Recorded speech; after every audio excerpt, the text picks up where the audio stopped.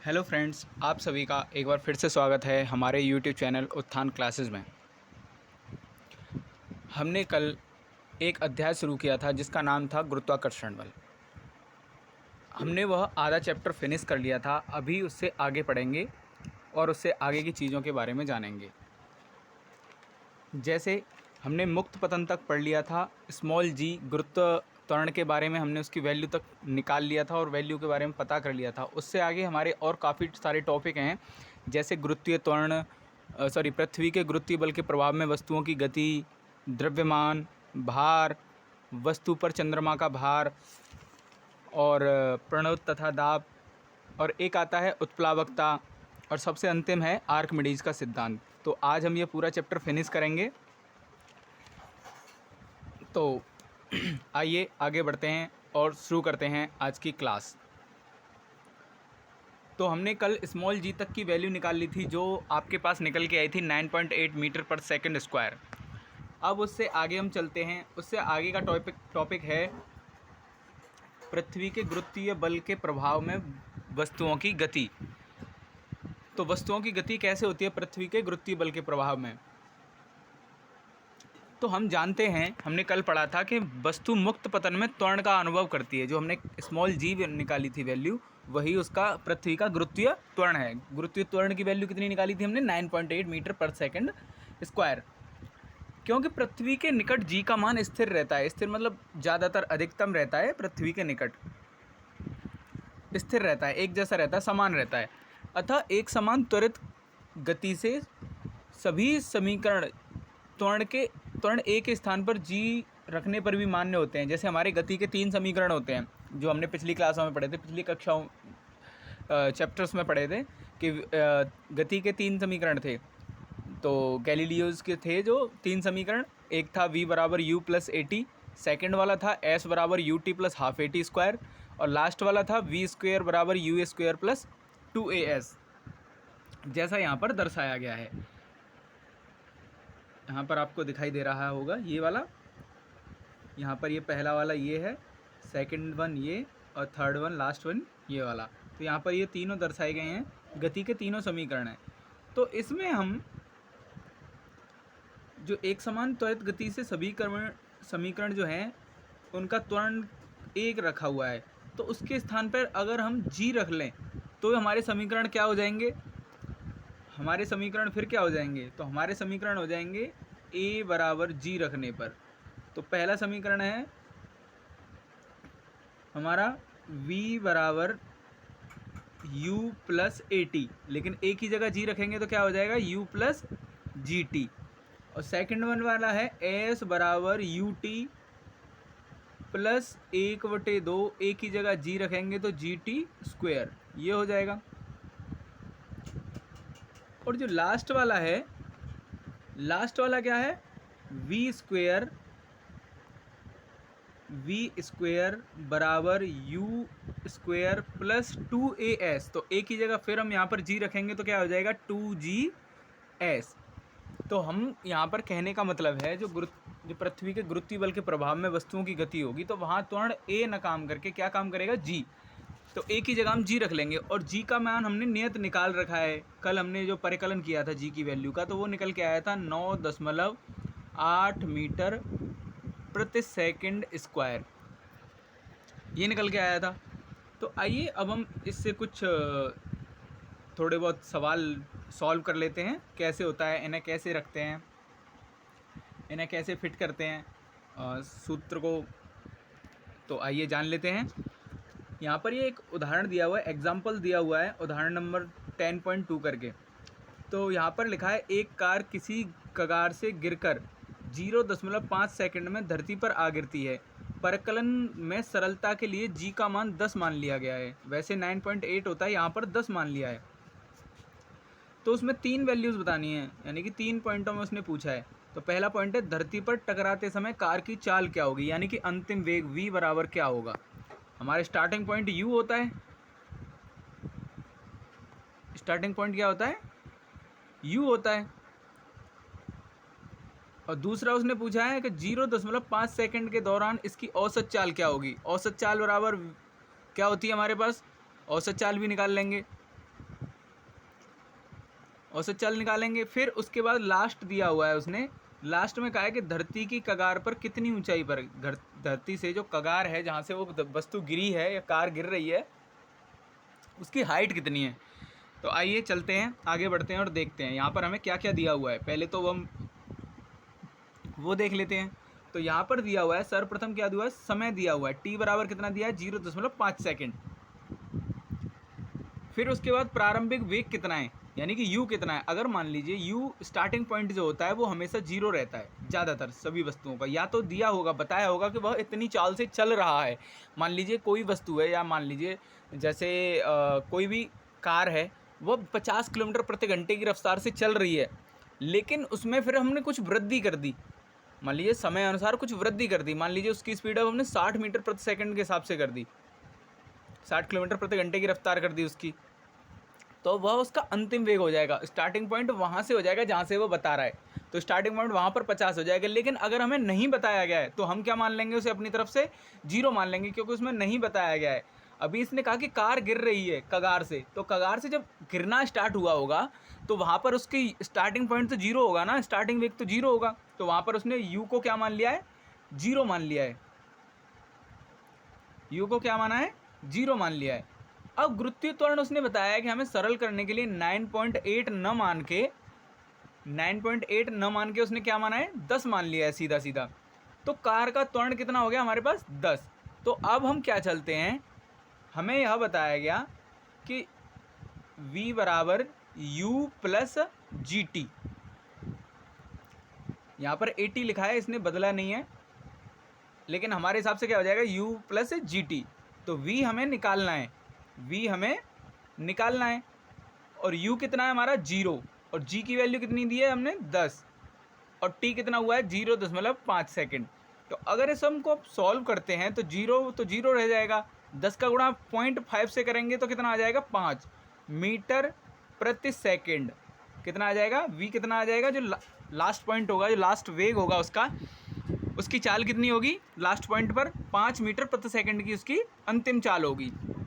अब दूसरा पॉइंट देख लेते हैं। दूसरा पॉइंट उसने क्या कहा था, उसने कहा, अभी हमने ये निकाला ये वाला पॉइंट, कि धरती पर टकराते समय कार की चाल क्या होगी। अब हम जान लेते हैं कि 0.5 सेकंड के दौरान इसकी औसत चाल क्या होगी। तो औसत चाल क्या होती है, औसत चाल भी हम जानते हैं।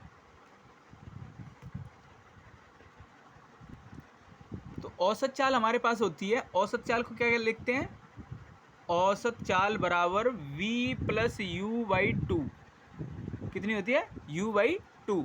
तो औसत चाल जब हमारे पास u तो 0 है और v कितना निकल के आया हमारा 5, अगर इसमें हम 2 से डिवाइड कर देंगे तो कितना आ जाएगा, 2.5 मीटर प्रति सेकंड इसका आ जाएगा। तो औसत चाल भी निकल गई। अब उसने लास्ट पॉइंट क्या बोला था, लास्ट पॉइंट बोला था कि कगार से, धरती से कगार की हाइट कितनी है, h पूछा है उसने। अब तो h में क्या करना है, h भी निकाल लेते हैं। तो जो दूरी होती है तय की गई दूरी, h का मतलब है, इसने ऊंचाई का मतलब पूछा, जो वहाँ से स्टार्टिंग पॉइंट से चली और लास्ट पॉइंट तक आई, तो उसने वह दूरी तो तय कितनी की। तो हम यहाँ पर ऊर्ध्वाधर है, ऊपर से कोई चीज़ गिर रही है, जैसे हम क्षैतिज पर चलते हैं तो उसको दूरी बोला जाता है। लेकिन कोई चीज़ या तो हम ऊपर जा रहे हैं या फिर ऊपर से नीचे गिर रहे हैं तो उसको हम हाइट बोलते हैं, लेकिन वो भी एक दूरी तो है भाई, वो भी तो हमें तय करनी पड़ेगी, गिर रहे हैं या फिर ऊपर चढ़ रहे हैं तो वो भी तो कुछ दूरी है ना।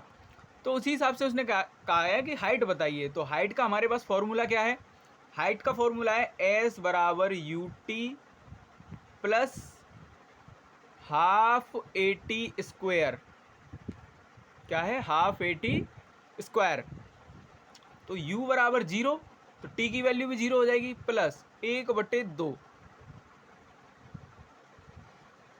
गुणा g की वैल्यू कितनी है 10, और t का क्या दिया हुआ है हमें, t कितना दिया हुआ है 0.5। अगर इसको सॉल्व करेंगे तो हम 5/10 लिख सकते हैं, और इसको 1/2 से काट के 1/2 लिख सकते हैं, इसको काट के, और उसका कर देंगे हम स्क्वायर। इतनी जगह नहीं है, इस वजह से मैं यहीं पे शॉर्ट फॉर्म में समझा दे रहा हूँ। तो क्या हो जाएगा, 1/2 गुणा 10 गुणा 1/4। अब 2 से 10 को काटा जाए तो 5 आ जाएगा, और 5 गुणा, आगे बता देता हूँ और यहाँ पर जगह नहीं है। तो हमारे पास क्या निकल के आया, s बराबर 5 गुणा 1/4 गुणा, सॉरी, तो क्या आ जाएगा ये निकल के, अगर हम 5 को भाग करें 4 से तो हमारा क्या निकल के आ जाएगा, 1.25 मीटर। इसकी लास्ट वैल्यू कितनी निकल के आ जाएगी, इसने कितनी दूरी तय करी, कितनी ऊंचाई से गिरी वो, या फिर वस्तु, या फिर कितनी, 1.25 मीटर से या तो वो वस्तु गिरी या फिर उसने इतनी दूरी तय करी।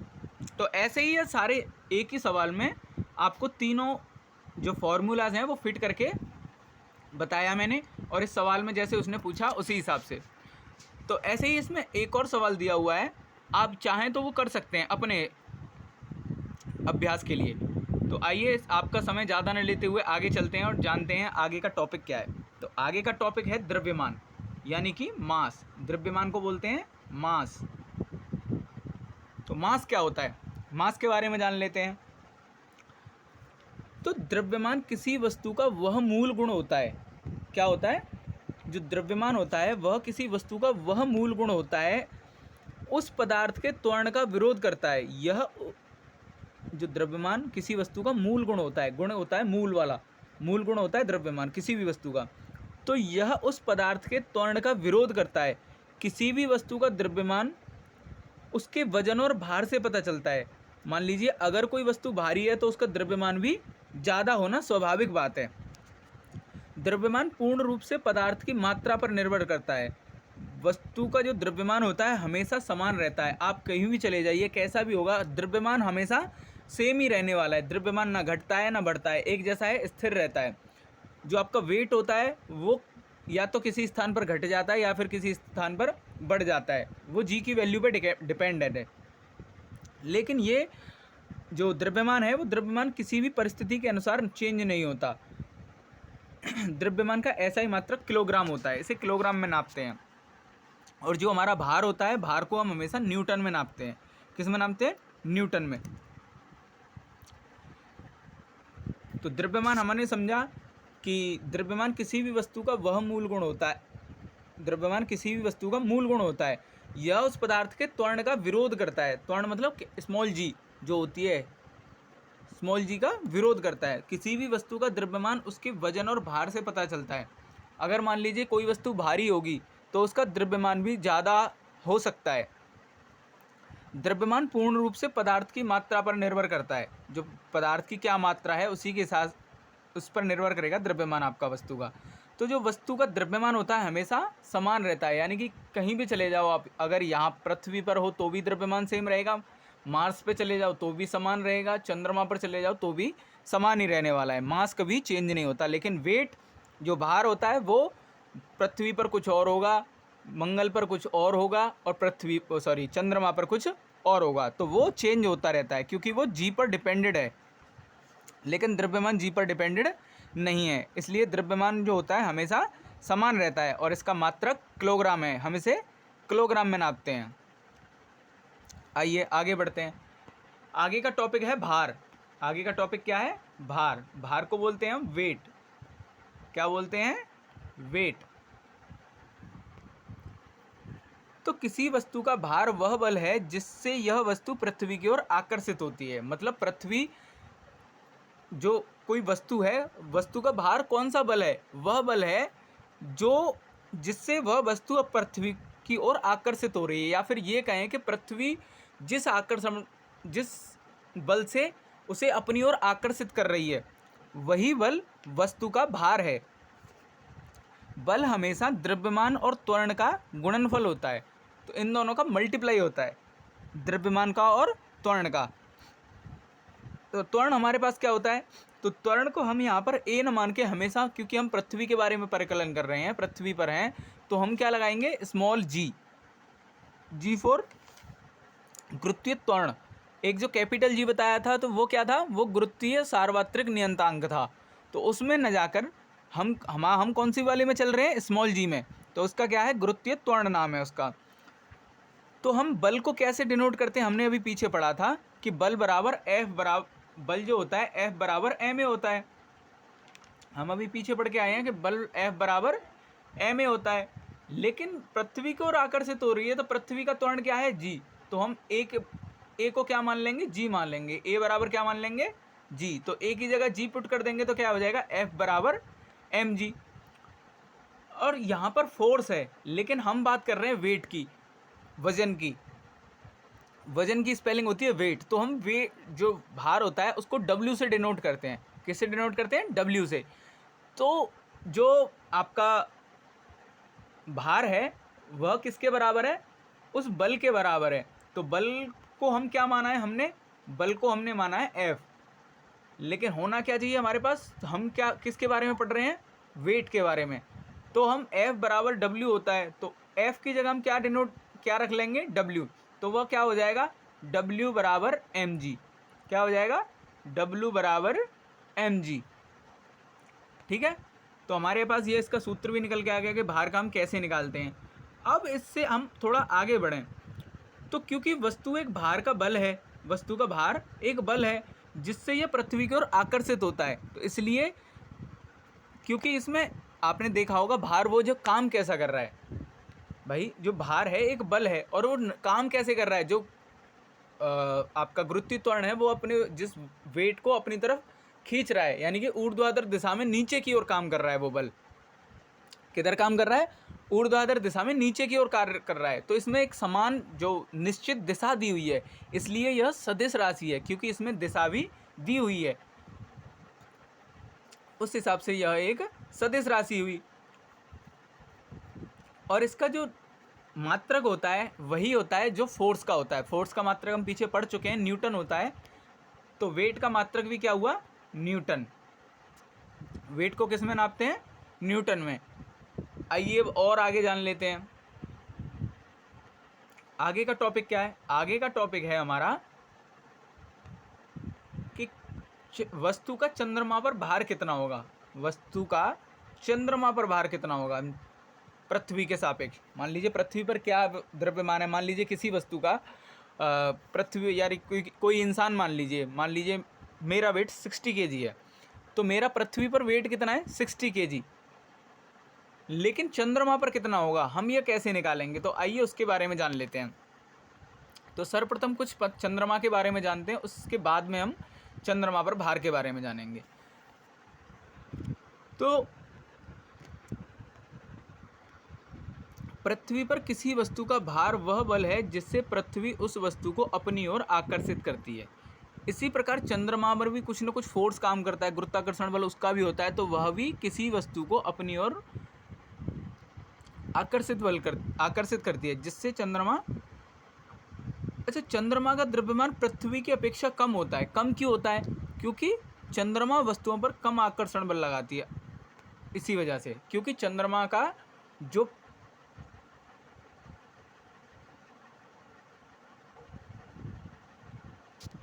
क्योंकि चंद्रमा पर किसी वस्तु का भार वह बल है जिससे चंद्रमा उस वस्तु को आकर्षित करता है। चूंकि चंद्रमा का द्रव्यमान है वह पृथ्वी की अपेक्षा कम है। पृथ्वी बड़ी है चंद्रमा से, इसीलिए तो भाई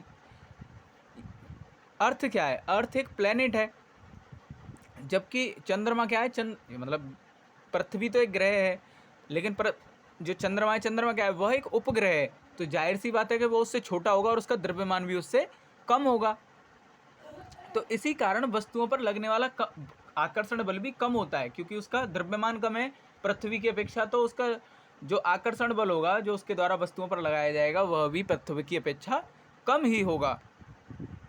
अब मान लीजिए कोई m द्रव्यमान की वस्तु है, मान लीजिए किसी द्रव्यमान का वस्तु है जिसका द्रव्यमान है m, तथा इसका चंद्रमा पर भार Wm मान लेते हैं हम। तो वेट ऑफ मून, Wm का मतलब क्या है, यहाँ पर Wm लिखा हुआ है, तो Wm का मतलब क्या है यहाँ पर, वेट ऑफ मून।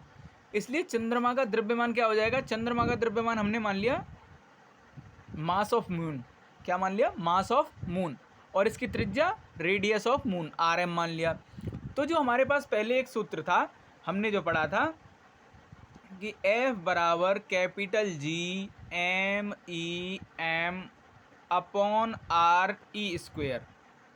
हमने ये पढ़ा था कि नहीं? हम सब ने मिलके पढ़ा था अभी पीछे कि GMEM अपॉन RE²। तो ये किसके सापेक्ष था? ये था पृथ्वी के सापेक्ष। तो यहाँ पर जो MEM लिखा हुआ है ये वाला, ये क्या है? Mass of earth. और जो रेडियस दिया हुआ है वो किसका है? Radius of earth. अगर हम इसको कन्वर्ट कर लें किस में, हम यहाँ पर चंद्रमा पर हैं क्योंकि हम चंद्रमा की बात कर रहे हैं, तो चंद्रमा पर चलते हैं। और हमने F को क्या माना है? W। F को क्या माना है? W, यानी कि वेट।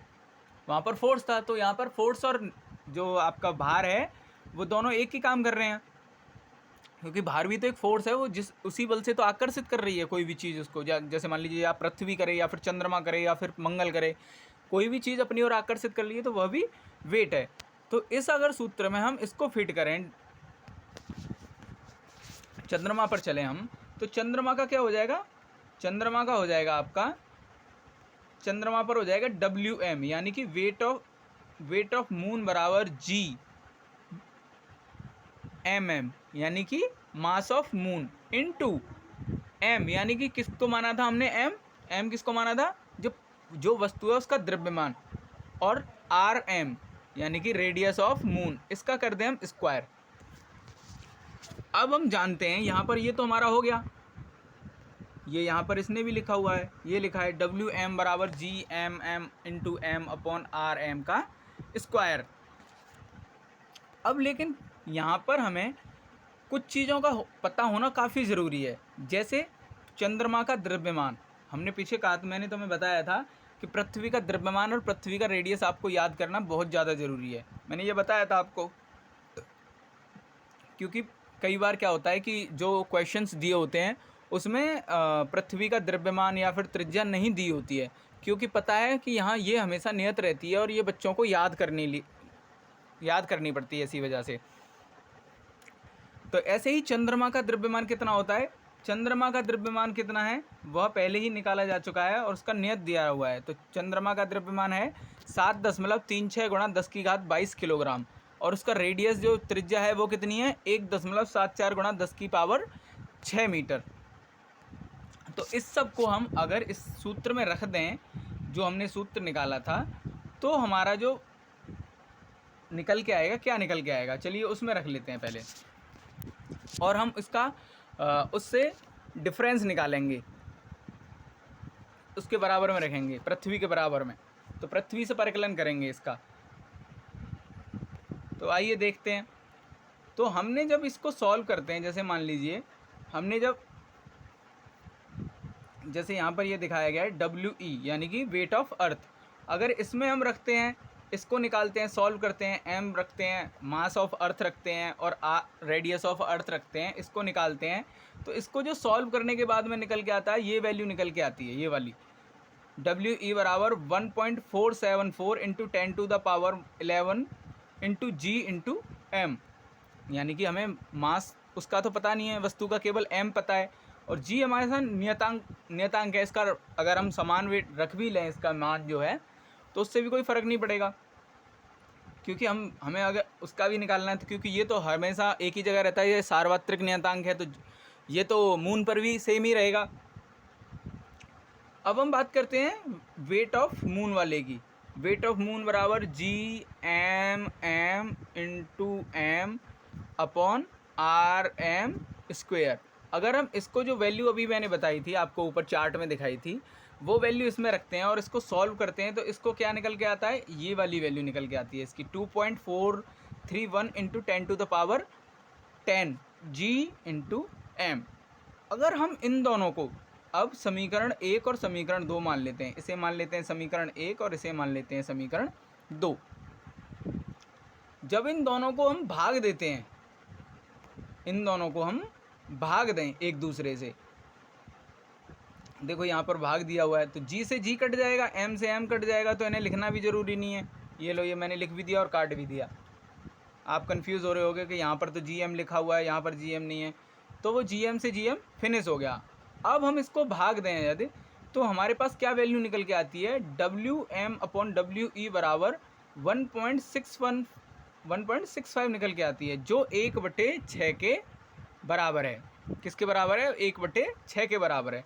या फिर हम ये कह सकते हैं, इसका मतलब ये हुआ, तो जो वस्तु का चंद्रमा पर भार है, चंद्रमा पर भार कितना होगा, पृथ्वी के सापेक्ष 1/6 गुना होगा, यानी कि पृथ्वी से 1/6 गुना कम होगा। जैसे मान लीजिए मेरा वेट कितना है, मेरा वेट 60 kg है, तो पृथ्वी पर वेट कितना है मेरा, यहाँ पर लिख लेता हूँ, एक मिनट, थोड़ा सा यहाँ लिख लेते हैं। मेरा वेट है, वेट ऑफ अर्थ बराबर 1/6 वेट ऑफ मून, ये है मेरा, मान लीजिए, सॉरी ये गलत लिख गया, वेट ऑफ मून यहाँ आएगा, वेट ऑफ मून के बराबर कितना होगा, वेट ऑफ अर्थ। तो वेट ऑफ मून पर कितना होगा, वेट मेरा मून पर कितना अर्थ हो, मतलब कितना वेट होगा, तो 1/6 इंटू मेरा वेट कितना है, वेट ऑफ अर्थ कितना है 60। तो अगर मैं 6 से डिवाइड करूँ 60 को, कितना हो गया 10। तो इसका मतलब ये है कि अगर मैं 60 kg का पृथ्वी पर हूँ, तो जो चंद्रमा पर मेरा वजन कितना होगा, 10 किलो होगा, यानी कि हमेशा यही रहेगा। पृथ्वी पर अगर मेरा वहाँ पर, यहाँ पर अगर मेरा मान लीजिए वेट बढ़ जाता है, मेरा वेट यहाँ पर बढ़ जाता है,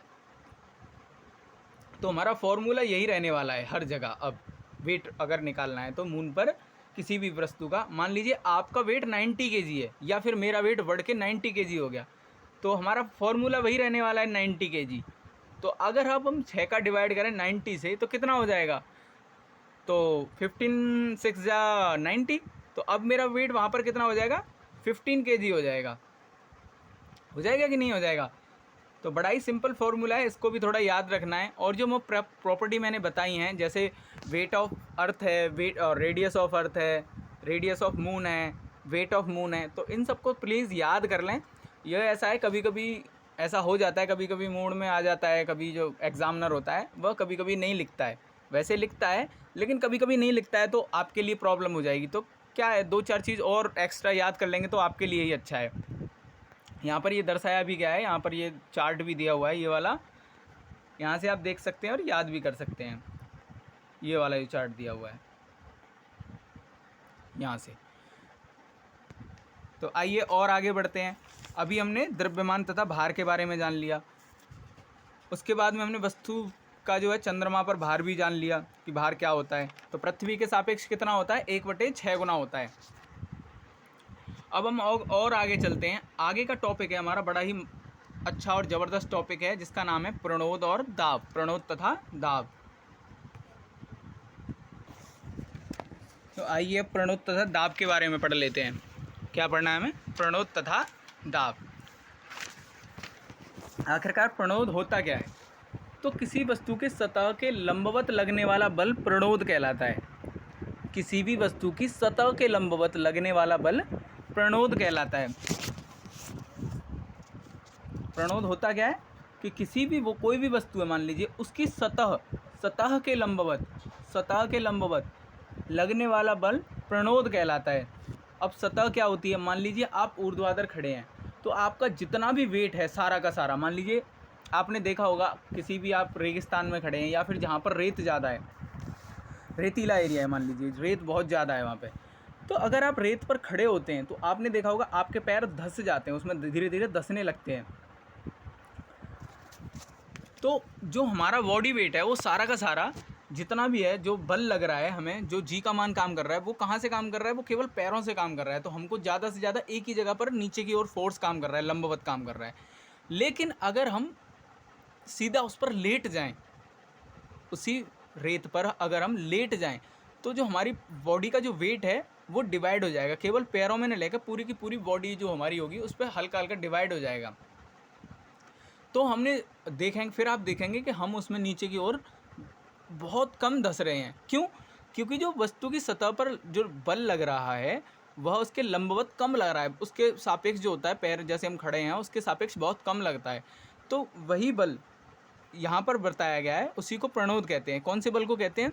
जो बल किसी सतह के लंबवत लगता है। सतह के लंबवत लगने वाला बल क्या कहलाता है? प्रणोद कहलाता है हमारा। तो आपने देखा होगा यहाँ पर और भी काफ़ी सारे एग्जाम्पल्स बताए हुए हैं। जैसे यहाँ पर ये दिखाया गया है कि ऊंट रेगिस्तान में आसानी से क्यों दौड़ पाता है? या फिर सेना का टैंक जिसका भार 1000 टन से भी अधिक है एक सतह चेन पर क्यों टिका होता है? किसी ट्रक या बस के टायर अधिक चौड़े क्यों होते हैं? काटने वाले औजार की धार तेज क्यों होती है? इन सब प्रश्नों के जानने के लिए इन सभी परिघटनाओं को समझना पड़ेगा। तो वस्तु पर एक विशेष दिशा में बल लगने वाला नेट बल ही प्रणोद होता है। ये यहाँ पर मैंने अभी आपको बताया सिंपल वे में, यहाँ पर थोड़ा टिपिकल लिखा हुआ है, मैंने बस आपको एक लाइन में समझा दिया है ये कि किसी भी वस्तु की सतह के लंबवत लगने वाला बल प्रणोद कहलाता है। आइए अब दूसरा जो टॉपिक है वह है दाब। क्या है? दाब यानी कि प्रेशर। प्रेशर सब में है, सबके लाइफ में प्रेशर है ना। तो प्रेशर क्या होता है यानी कि दाब क्या होता है? तो बड़ा ही सिंपल है कि प्रति एकांक क्षेत्रफल लगने वाला प्रणोद दाब कहलाता है। जो प्रति एकांक क्षेत्रफल है, क्या है? प्रति एकांक क्षेत्रफल यानी कि क्षेत्रफल है उस पर लगने वाला, एकांक क्षेत्रफल पर लगने वाला प्रणोद ही दाब कहलाता है। तो दाब को हम कैसे लिख सकते हैं? दाब को हम क्या लिख सकते हैं? दाब को हम लिख सकते हैं दाब बराबर प्रणोद बटे क्षेत्रफल, यानी उसने एकांक क्षेत्रफल कहा है तो 1 बटे क्षेत्रफल, ये लिख सकते हैं। लिख दिया हमने। तो दाब का ऐसा ही मात्रक न्यूटन मीटर स्क्वायर होता है, क्योंकि जो हमारा बल होता है, बल का मात्रक हमने बताया आपको कि वो न्यूटन होता है। तो प्रणोद भी एक बल है तो उसका भी मात्रक क्या हुआ? न्यूटन हुआ, और बटे में उसका एकांक क्षेत्रफल है। यहाँ पर मैंने अभी आपको लिखकर दिखाया कि जो दाब होता है, दाब को हम P से डिनोट करते हैं, और प्रणोद बटे क्षेत्रफल। तो क्षेत्रफल को हम कैसे नापते हैं? क्षेत्रफल एरिया को कैसे निकालते हैं? तो लंबाई गुणा चौड़ाई। तो और दोनों को क्या किस में लिखा जाता है? मीटर में। तो मीटर इंटू मीटर कितना हो जाएगा? Metre square. प्रणोद को हम न्यूटन में नापते हैं, तो इसका मात्रक क्या हो जाएगा? मात्रक हो जाएगा हमारा न्यूटन पर मीटर स्क्वायर दाब का। लेकिन इसको आपने ज़्यादातर देखा होगा कि इसको हम पास्कल नाम जानते हैं। दाब को हमेशा हम पास्कल में नापते हैं। आपने सुना होगा कि दाब का ऐसा ही मात्रक क्या है? पास्कल नाम है। तो एक वैज्ञानिक थे ब्लेस पास्कल। क्या नाम था उसका? उनका नाम था ब्लेस पास्कल। उनके सम्मान में दाब को ऐसा ही मात्रक पास्कल कहते हैं। दाब के ऐसा ही मात्रक को क्या नाम दिया गया? उनके सम्मान में, ब्लेस पास्कल के सम्मान में जो ऐसा ही मात्रक है दाब का, न्यूटन प्रति मीटर स्क्वायर, उसको पास्कल नाम दे दिया गया है। जैसे यहाँ पर ये लिख के भी दिखाया है, आपको बताया भी है। वैज्ञानिक थे ब्लेस पास्कल के सम्मान में दाब के ऐसा ही मात्रक को पास्कल कहते हैं, जिसे PA से डिनोट करते हैं। किससे डिनोट करते हैं? PA से। अब आगे का हमारा जो एक और बहुत ही इम्पोर्टेंट टॉपिक है, जिसे आपने नाम सुना होगा काफ़ी, जिसके कहते हैं हम आर्किमिडीज का सिद्धांत। क्या कहते हैं? आर्किमिडीज का सिद्धांत।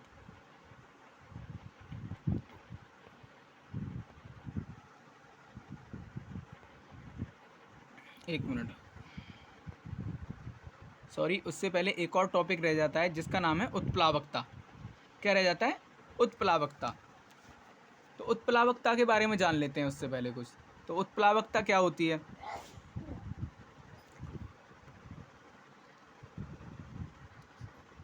तो आप कभी किसी तालाब में तैरे हैं, या फिर स्विमिंग पूल में, या किसी ऐसी जगह पे, या तालाब पे, या फिर किसी नदी में, तो आपने स्वयं को कुछ हल्का अनुभव किया होगा। या फिर आप ऐसे भी देख सकते हैं, कभी आपने अगर कुएं से पानी खींचा हो, तो जब तक वो बाल्टी पानी जो हम भरने भेजते हैं उसमें अंदर डालते हैं कुएं में, तो जब तक वो पानी में रहती है तब तक हमें हल्की महसूस होती है। लेकिन जैसे ही पानी से बाहर आती है तो हमें वो काफ़ी भारी लगने लगती है। जो उसका एक्चुअल वेट होता है वह लगने लग जाता है, दूरी के हिसाब से और ज़्यादा भारी लगने लगती है। जैसे जैसे पास आती है तो हमारा वेट कम महसूस होता है हमें। लेकिन पानी में जब रहता है तो उसका वेट बहुत कम महसूस होता है, ना के बराबर लगता है हमें।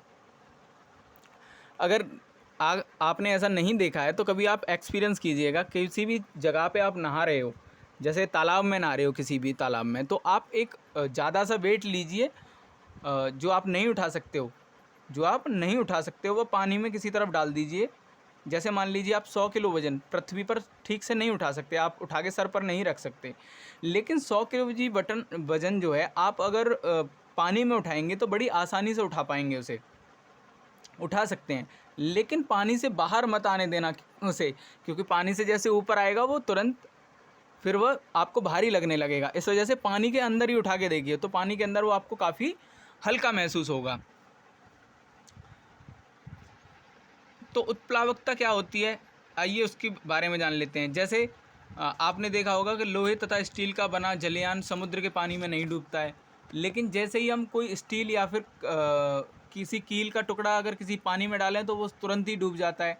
तो इसके पीछे का कारण क्या है, उस कारण को जानते हैं। तो उत्प्लावकता क्या होती है, किसी भी तरल क्या होता है, अब तरल द्रव भी होता है और गैस भी होती है। तो गैस जो होती है जब इकट्ठा कर लेते हैं, मान लीजिए आपने कभी देखा होगा कि जब हमारा सिलेंडर होता है गैस में घर में यूज़ करने वाला, तो आपने देखा होगा जब हम उसे उठाते हैं तो उसमें ऐसा लगता है जैसे कोई लिक्विड या फिर पानी भरा हुआ है। तो इसीलिए द्रव और गैस को हम तरल कहते हैं। तो जब ज़्यादा वेट हो ज़्यादा मात्रा में होता है तो गैस भी द्रव ही होता है, द्रव भी बन जाता है। तो किसी भी तरल में आंशिक या फिर पूर्ण रूप से डूबी किसी वस्तु के ऊपर की ओर लगने वाला बल उत्प्लावक बल कहलाता है। यानी कि जो फोर्स काम करता है, जो उत्प्लावक बल होता है, वो ऊपर की ओर काम करता है। जैसे आपका जो गुरुत्वीय बल है वह हमेशा नीचे की ओर काम करता है, जो आकर्षण बल होता है जो पृथ्वी अपनी ओर खींचती है। लेकिन जो जो द्रव होता है, जो उत्प्लावक बल होता है, वह ऊपर की ओर बल लगता है। कहाँ कैसे लगता है, ऊपर की ओर लगने वाला बल उत्प्लावक बल कहलाता है। किसी भी तरल में, दोबारा से मैं बता देता हूँ, किसी भी तरल में आंशिक या फिर पूर्ण रूप से, या तो थोड़ी सी डूबी हो उसे आंशिक कहते हैं, या फिर पूरी कोई चीज़ डूबी हो, तो उस पर लगने ऊपर की ओर लगने वाला बल, यानी कि जो पानी होता है, जो लिक्विड होता है, वह ऊपर की ओर फोर्स काम करता है उसका, तो ऊपर की ओर लगने वाला बल उत्प्लावन बल कहलाता है। और तरल के इस गुण को ही हम उत्प्लावकता कहते हैं। मुझे लगता है आपको समझ में आ गया होगा, और नहीं तो आगे एक और है उसको हम जानते हैं और फिर उसके बाद में आपको अच्छी तरह से समझ में आ जाएगा। जैसे आपने देखा होगा कि हम किसी, मान लीजिए, कील के टुकड़े को पानी में डालते हैं तो कील बड़ी आसानी से डूब जाती है, क्योंकि कील पर लगने वाला जो पृथ्वी का गुरुत्वाकर्षण बल है इसे तेज़ी से नीचे खींच लेता है। पानी कील पर उत्प्लावन बल लगाता है जो इसे ऊपर की ओर धकेलता है, लेकिन कील पर नीचे की ओर लगने वाला बल होता है वह कील पर पानी द्वारा लगाए गए उत्प्लावक बल से अधिक होता है, इसलिए यह डूब जाता है। जैसे मान लीजिए, अगर आप बस इतना सोचिए, जिसका सरफेस एरिया, सतह एरिया जितना ज़्यादा होगा उस पर जो जी की वैल्यू है उतनी ज़्यादा काम करेगी, है ना, और उतना ही वो उत्प्लावक बल जो होता है उस पर भी वो उससे ज़्यादा काम करेगा। जी की वैल्यू से उत्प्लावक बल ज़्यादा कार्य करेगा। जैसे मान लीजिए कि एक आप कोई काफ़ी बड़ा कोई भी चीज़, यानी कि मान लीजिए आप काफ़ी बड़ी एक वो लीजिए, कैन ले लीजिए प्लास्टिक की, तो मान लीजिए उसको आप पृथ्वी पर रखिए तो जी की वैल्यू उस पर काम कर रही है, लेकिन उसको पानी में डाल दीजिए, उसको आप पानी में डाल दीजिए तो पानी पर वह तैरने लगेगी। तो इसका मतलब ये है कि जी की वैल्यू कम काम कर रही है और यहाँ पर उत्प्लावक बल जो है, उत्प्लावन बल है, वह पानी द्वारा उस पर ज़्यादा फोर्स काम कर रहा है, तो जी की वैल्यू वहाँ पर कम रह जाती है और उत्प्लावन बल वहाँ पर ज़्यादा कार्य कर रहा है। तो अब यहाँ पर एक और पॉइंट देखते हैं कि मान लीजिए अब उसे पानी से भर दीजिए, उस कैन को, जो पानी की कैन है जो हमने ली थी अभी खाली, अब उसे भर दीजिए पानी से, और उसके बाद आप पृथ्वी पर रखिए तो वहाँ पर जी का वैल्यू वहाँ पर भी काम कर रही है उसे। उसके बाद में आइए आगे चलते हैं और देखते हैं, आगे पढ़ते हैं आर्किमिडीज के सिद्धांत के बारे में। उससे पहले आर्किमिडीज के बारे में कुछ जान लेते हैं। तो आर्किमिडीज एक ग्रीक वैज्ञानिक थे। कहाँ से थे वो? ग्रीस से। तो उन्होंने एक सिद्धांत की खोज की थी जो उन्हीं के नाम से विख्यात हुआ था। आर्किमिडीज कहाँ से थे? ग्रीस से थे, उनको ग्रीक वैज्ञानिक थे वो, उन्होंने एक सिद्धांत की खोज की जो उन्हीं के नाम से विख्यात हुआ। उन्होंने यह सिद्धांत देखने के बाद खोजा कि जब वह नहाने के टब में घुसते हैं, घुसने पर पानी बाहर बहने लगता है, तो वे एक बार नहाने पर उन्हें ये समझ आया और वे सड़कों पर यूरेका यूरेका चिल्लाते हुए भागे। इसका अर्थ था मैंने पा लिया, यानी कि वो समझ गए। तो इस ज्ञान का उपयोग उन्होंने वहाँ के राजा के मुकुट में उपयोग हुए सोने की शुद्धता को मापने के लिए किया था। सर्वप्रथम उन्होंने कहाँ प्रयोग किया था इसका? उन्होंने इस ज्ञान का उपयोग सबसे पहले राजा के मुकुट में उपयोग जो हुआ था सोना, उसकी शुद्धता को मापने के लिए किया था। तो उनके यांत्रिकी तथा और उनकी जो और उपलब्धियाँ थीं वो क्या थीं? वो थी उनके यांत्रिकी तथा ज्यामिति में किए गए कार्यों ने उन्हें प्रसिद्ध कर दिया था। जैसे उत्तोलक, घिरनी तथा पहिया और धुरी के विषय में उनके ज्ञान ने ग्रीक सेना को रोमन सेना से विरुद्ध लड़ाई करने में बहुत ही सहायता प्रदान हुई थी उनकी वजह से, इसलिए ये बहुत ज़्यादा फेमस हुए। और इनका जो सर्वप्रथम जो सबसे ज़्यादा फेमस है वह क्या है? उनका आर्किमिडीज़ का सिद्धांत।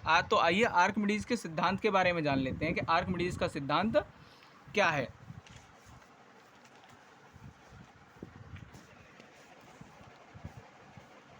तो आपने देखा होगा कि पत्थर को धीरे धीरे पानी में नीचे ले जाते हैं। सॉरी, ये क्या है? तो आर्किमिडीज़ का सिद्धांत क्या है कि यदि कोई वस्तु किसी तरल में आंशिक या पूर्ण रूप से डूबी है, यदि कोई वस्तु किसी तरल में आंशिक या पूर्ण रूप से डूबी है तो उसके भार में कमी होती है, तो उसके भार में कमी महसूस होती है। तो उसके जो भार में यह कमी उस वस्तु द्वारा हटाए गए तरल के भार के बराबर होती है। मान लीजिए एक कोई टब भरा हुआ है नहाने के लिए और आप उसमें बैठते हैं, वो पूरा फुल भरा हुआ है, पूरा फुल भरा हुआ है। जब आप उसमें बैठते हैं तो जितना आपका वेट है, जितना आप उसमें डूब रहे हैं, तो उसी हिसाब से जो फुल भरा हुआ है पानी, तो ये जाहिर सी बात है जैसे आप उसमें बैठेंगे तो पानी बाहर निकलेगा। अब सवाल ये पैदा होता है कि पानी कितना बाहर निकलेगा? तो यानी कि जितना आपका भार है, जितना आपका भार है, तो उतना ही पानी उस टब से या फिर जिस भी पात्र में आप बैठे हैं उससे बाहर निकल जाएगा। जैसे मान लीजिए आप बैठे नहीं, केवल खड़े हुए, तो आप पैर तक डूब जाते हैं। तो मान लीजिए आपके पैर के हिस्सों का माना कि 20 या 25 किलोग्राम आपका वेट है वहाँ तक का, तो उसमें से 20 या 25 किलोग्राम वेट का पानी इतना बाहर निकल जाएगा। तो यही इन्होंने यह बताया कि यदि कोई वस्तु किसी तरल में आंशिक या फिर पूर्ण रूप से डूबी है तो उसके भार में कमी होती है। और भार कितनी कमी होती है? कि भार में यह कमी उस वस्तु द्वारा हटाए गए तरल के भार के बराबर होती है। तो इसका एक सूत्र है, सूत्र क्या है? F बराबर रो वी जी। क्या है?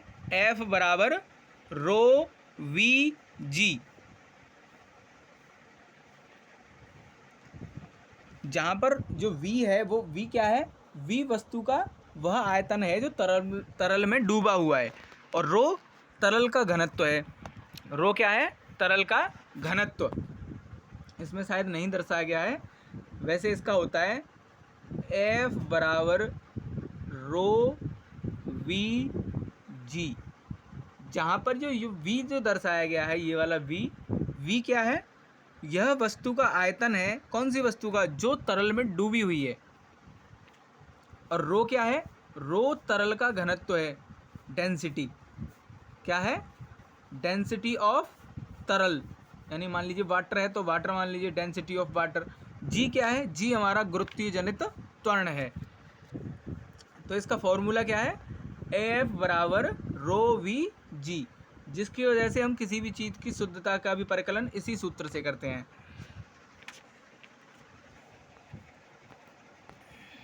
तो आइए अब सबसे अंतिम लास्ट पॉइंट है आपेक्षिक घनत्व। आपेक्षिक घनत्व क्या होता है? तो किसी पदार्थ के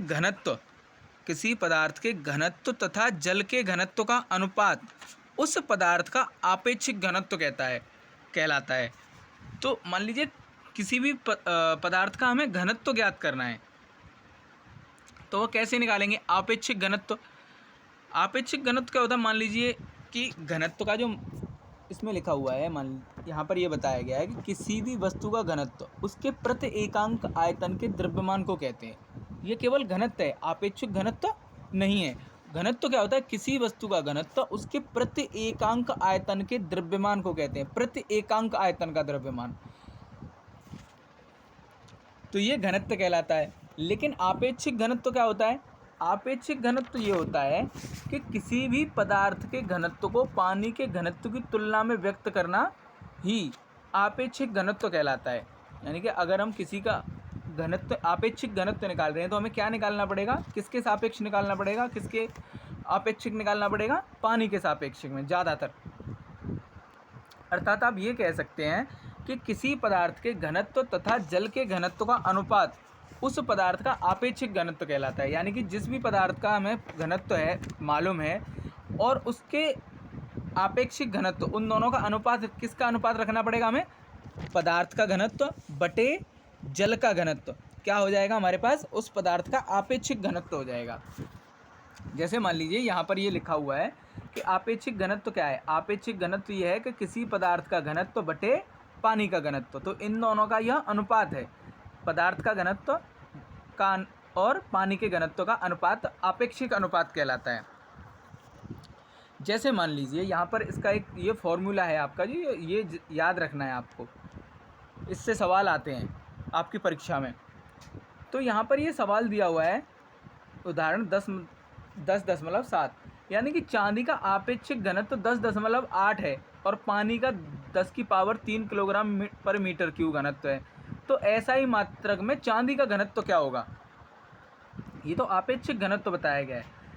तो यहाँ पर घनत्व क्या होगा? केवल घनत्व और घनत्व पूछा है केवल। तो हमारे पास फॉर्मूला वही है। फॉर्मूला क्या है? आपेक्षिक घनत्व बराबर चांदी का घनत्व बटे पानी का घनत्व। तो हमें निकालना है चांदी का घनत्व। तो यहाँ पर अगर हम 1/1 कर दें आपेक्षिक घनत्व के नीचे, तो यहाँ पर क्रॉस मल्टीप्लाई हो सकता है।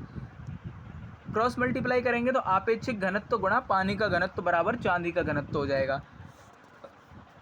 यहाँ पर हमें पानी का घनत्व दिया हुआ है और चांदी का आपेक्षिक घनत्व भी दिया हुआ है। तो चांदी का आपेक्षिक घनत्व क्या है? 10.08 गुणा 10 की पावर +3। पानी का वही जो घनत्व है वो कितना है? 10 की पावर 3 किलोग्राम पर मीटर क्यूब।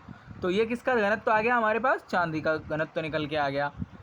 ऐसे ही आपको और भी आगे इसमें सवाल दिए हुए होंगे, आप चाहें तो वहाँ से इन्हें सॉल्व कर सकते हैं और ज़्यादा से ज़्यादा सॉल्व करें, जिससे कि आपका जो परीक्षा में आने वाला सवाल है वो आपके लिए आसान साबित हो।